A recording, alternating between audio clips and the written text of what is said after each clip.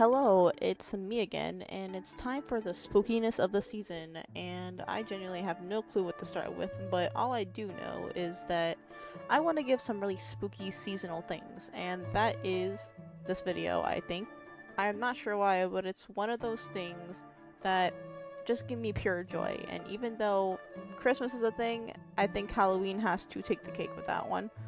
Now, I love the spooky aesthetic and have even gotten into the animatronic scene, but that might just be for another video on its own, because it comes into this though. But I do want to say that I hope you like this October outfit, this celestial witch, and I recreated it from 3 years ago, and I thought it'd be kind of cute for an outfit for the video, so I think it turned out pretty dank, and I hope you like it, so let me know if you don't. If you do, that's chill. Speaking of animatronics, Five Nights at Freddy's has been around for about 10 whole years at this point, and that's kind of insane because I was 11 when it first came out, and I had actually done a small series on here before, about 2 years back, and it was about Fnaf World, and if the game was still good, and I never quite finished it, but you know what? My answer is that it is still good, and it ends up actually being relevant to newer lore that's coming out, which is kind of wild. But yeah, this brings us into what the video is about, right? So, me being a FNAF fan for blank minutes, or however long I tend to be rambling for, and regardless, FNAF for me was a stepping stone into the horror game scene, and for me and many other people too, and I do think it's kind of interesting. There's a bajillion videos about FNAF out there, but you know what? I don't know. This is just me yapping. So, now, like most people, Markiplier was my introduction to FNAF, Five Nights at Freddy's, the scariest game in years. It's a debate to some people, obviously, but the first one was definitely the scariest, in my opinion, due to kind of the quietness throughout the game. And actually, in middle school, for the art show, I had painted Bonnie about 2 hours before the show, and I was thinking, damn, this is so cool. All the guys are gonna like me now, because I guess Bonnie from FNAF would do it. And I used to be a little boy crush crazy, I won't lie.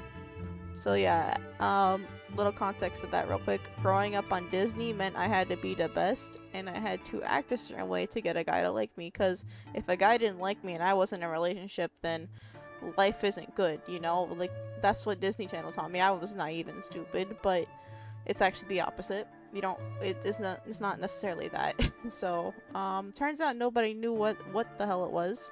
What is FNAF back then? It just came out a couple months ago, and I was thinking, yeah, I'm probably born in the wrong generation, because now it's cool to like FNAF in middle school and as a kid now, which is kind of crazy to me. Now, besides my nonsense, what got me invested into the games in the first place was lore. And oh boy, when that first game theory dropped, that was the first new season. That was the new battle bus. That's my Fortnite, if you will. And my FNAF era was about to begin. And once that started, I was consuming lore videos left and right. That's actually kind of how I got introduced to 𝚂𝚌𝚢 and 8-Bit Ryan. And they are examples of super cool, genuine British dudes who got it going on, and I think that's super lit, By the time the second and third installments came around, I was completely into the games, and oh boy did the ripple become a tidal wave, because when does a man become a monster? It's William Afton.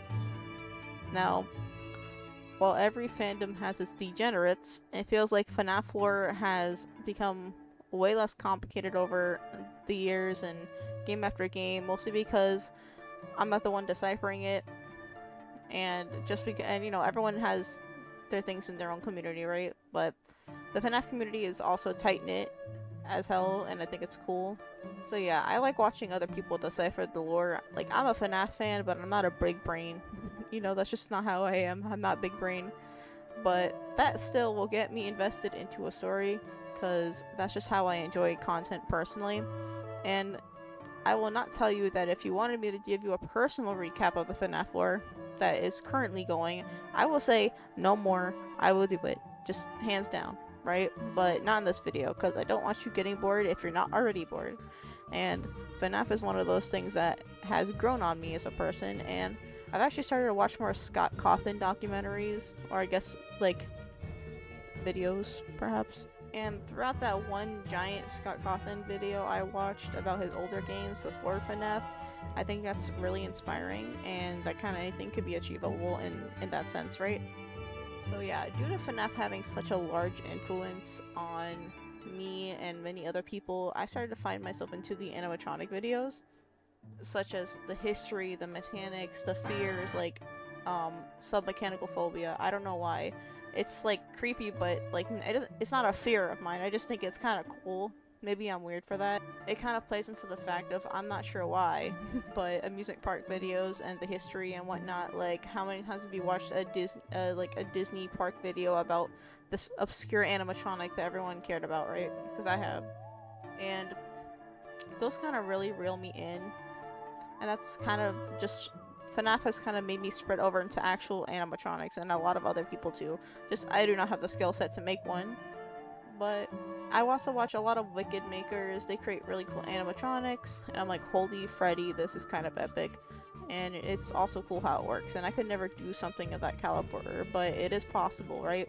There's also this other guy that I did watch, and I think it's called Fast Pass Facts, I don't remember, but they have a cool like duck animatronic, and I think that's really cool. So yeah, Fnaf became a video game about 5 kids gone missing from a pizzeria into something much deeper and rooted, in my opinion, of the human soul and the fight between good and evil, right?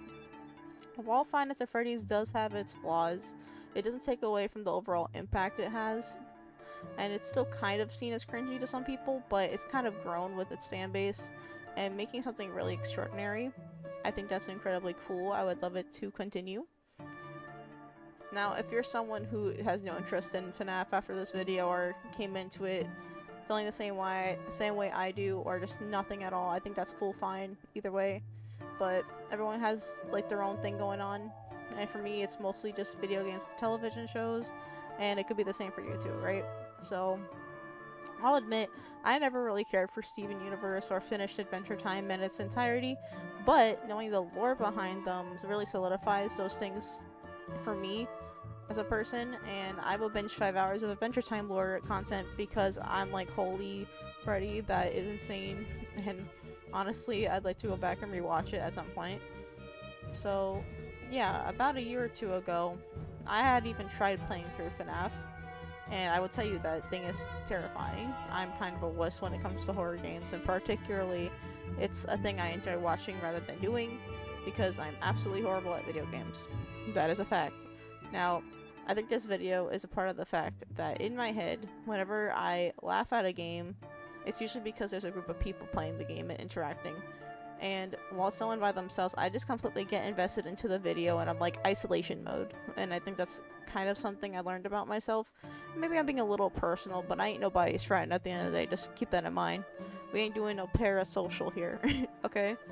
Just because I'm being honest. But yeah, this Halloween, I'd highly suggest, if you want some scares, turn off the lights, get a cozy blanket, and hop on the original Fnaf. Or just try to complete Ultimate Custom Night, because that's super hard. But yeah, I'm just gonna watch Markiplier beat 2020 mode again, because it's that time of year. But anyways, I hope you enjoyed this ramble, and thanks for watching it. And yeah, I'm excited for Halloween, so yeah, bye bye.